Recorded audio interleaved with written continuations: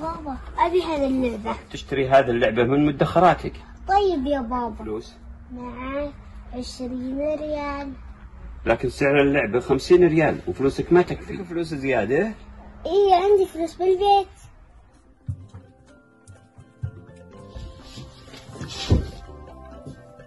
لقيتها.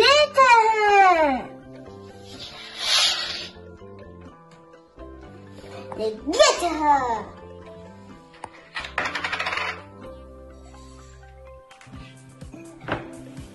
لقيتها.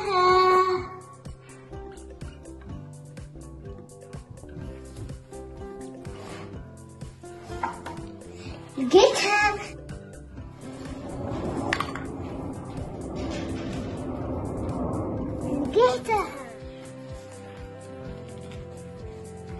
لقيتها.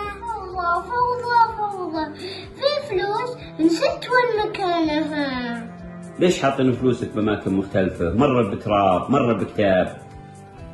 بس يا بابا أخاف إن فلوسي تضيع. أبى أجيب لك حصالة تحط فيها فلوسك اللي موزعها في كل مكان. جبت لك هذه الحصالة اللي تحفظ فلوسك، هذا اللي وعدتك فيه. الحين أقدر أحط فلوسي هنا.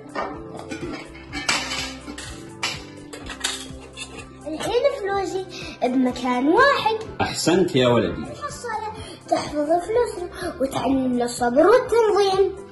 الحصالة صندوق النقود. حصالة النقود ليست مجرد وعاء لتجميع المال، هي أداة تعليمية وتنظيمية للأطفال والكبار.